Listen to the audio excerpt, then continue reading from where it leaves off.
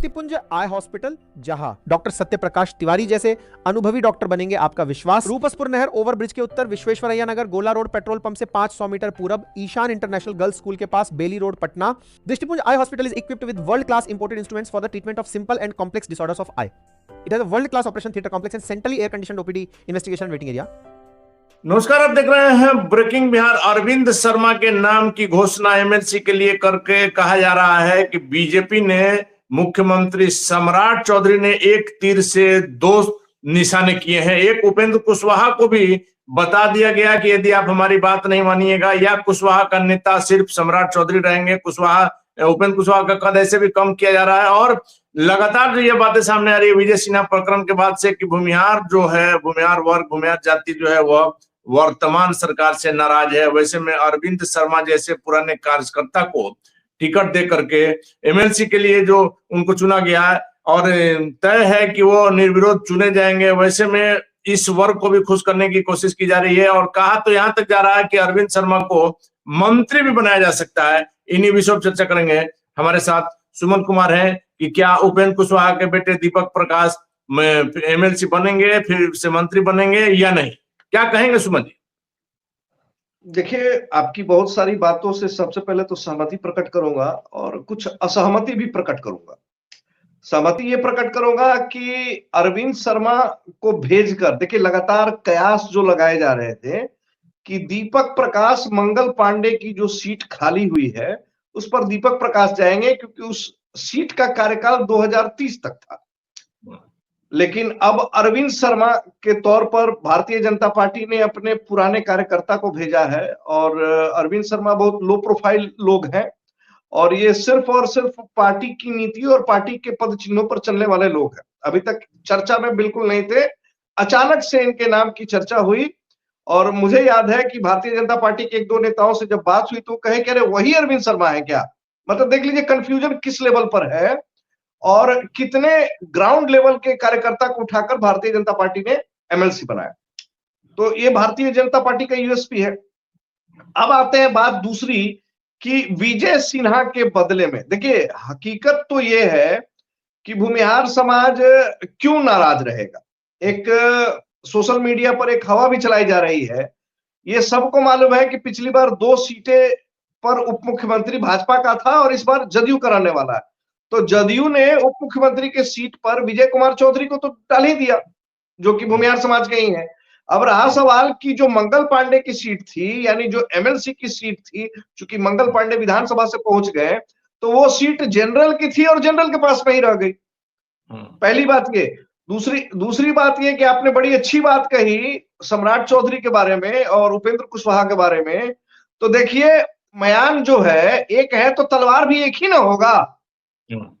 जब बिहार का सर्वोच्च पद कुशवाहा जाति के सम्राट चौधरी को प्रदान कर दिया गया तो अब उनके पैरेलल और बहुत सारी लकीरें नहीं खींची जाएंगी। देखिए, दीपक प्रकाश जब मंत्री पद प्राप्त किए थे उस समय से ही हंगामा मचा हुआ था। हालांकि उनके लोग, यानी राष्ट्रीय लोक मोर्चा के लोग अभी भी इस बात को स्वीकार करने के लिए तैयार नहीं है। उनका कहना है कि जून के महीने में आपको आरजेडी का 2 एमएलसी पद खाली होगा, 1 कांग्रेस का, 2 आरजेडी का और 4 जदयू का, तकरीबन 9 सीटें खाली होने वाली। तो आरएलएम के जो लोग हैं वो अब भी टकटकी लगा के देख रहे हैं कि अरे भैया 2 महीना अगर हमको नहीं हुआ तो अभी तो दीपक जी आते तो बनते तो 2026 से 2030 4 साल न रहते। अब तो दीपक जी आएंगे, बनेंगे तो अब तो 6 साल रहेंगे। तो मतलब संभावनाएं जो है वो संभावनाएं खत्म नहीं हुई। और ठीक है, राजनीति संभावनाओं का खेल है। कार्यकर्ता उनके जो चाह रहे हैं, उनकी इच्छा है कि दीपक प्रकाश फिर से बने। तो सम्राट चौधरी की जगह दीपक प्रकाश को बनाया जा सकता है। अब तो ये तो तय भारतीय जनता पार्टी करेगी ना। लेकिन अब देखिए, अब बात समझिए, हम संभावना पर जो हम बात कर रहे हैं जी, तो हमारा कहने का बीजेपी ने ही उपेंद्र कुशवाहा से वादा किया था ना कि आपके बेटा को बनाएंगे। एनडीए के और सहयोगियों ने तो नहीं किया। अभी वादा किए थे तो कौन कौन आदमी देखा था, कौन कौन सुना था? राजनीति में वादा का महत्व होता है क्या? बहुत सारी बातें राजनीति में होती है। आज नेता बोलते हैं, कल पलट जाते हैं। देखिए, बात केवल उपेंद्र कुशवाहा की नहीं है ना, ये 9 सीट है। इन 9 सीट पर आप मान के चलिए कि महागठबंधन यानी आरजेडी कांग्रेस मिल जाएगा तो 1 सीट से ज्यादा पर कब्जा नहीं करेगा। बचा 8 सीट। 3 सीट जो था, 2 सीट आरजेडी का और 1 कांग्रेस का, तो अगर ये लोग पूरा मिल भी जाएंगे फिर भी 1 ही सीट हो पाएगा, उसमें भी 2 सीट बीजेपी अपने सहयोगियों के भरोसे निकाल लेगी। जी, वो एक कांग्रेस का सीट था समीर कुमार सिंह का और आरजेडी का सुनील बाबू थे और मोहम्मद फारूक थे। तो अब जहां तक हमारा कहना है, जो हमारी समझ है कि 8 सीटें यानी एनडीए के खाते में जाएगी। देखिए, सम्राट चौधरी और भगवान कुशवाहा भी विधायक बन गए हैं, ये दोनों भी एमएलसी थे। ठीक है, मंगल पांडे इधर एमएलसी से विधायक बन गए हैं। तो 8 सीटों में 4-4 सीटें अगर भारतीय जनता पार्टी और जदयू लेती है तो अब किसके कोटे से कौन जाएगा? चिराग पासवान ने राज्यसभा सीट पर, हम चिराग की बात करते हैं, चिराग पासवान ने राज्यसभा सीट में मतदान में आपका साथ दिया। 19 विधायक है उनके, तो मतलब उनका चिराग ने जी, तो उनकी पार्टी का जन्म और 19 विधायक आपको केवल वोट देने के लिए है क्या? चिराग जी का तो इच्छा होगा कि 2 एमएलसी का सीट हमको मिले। 2 एमएलसी का इच्छा क्या होगा? उनको 2 मिल रहा है, लिख लीजिए। उपेंद्र कुशवाहा हारे ना लोकसभा की सीट, राज्यसभा मिला ना, मिला। बहुत उनको सम्मान दिया एनडीए ने, कुशवाहा वर्ग को भी सम्मान दिया।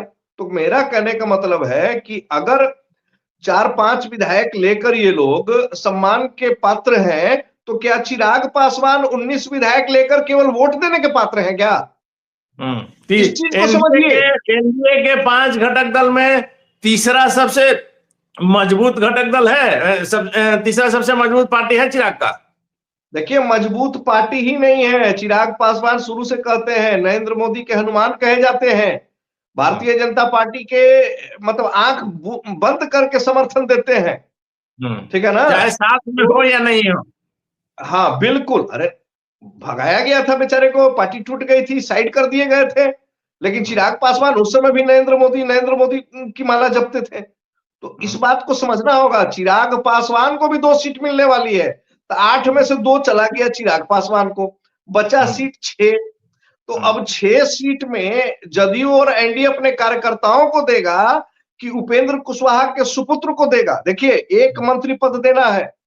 अब बात होगी कि देखिए उपेंद्र बाबू, बात ऐसा है कि आप अपने 4 विधायकों में से ही किसी एक को मंत्री बनाइए।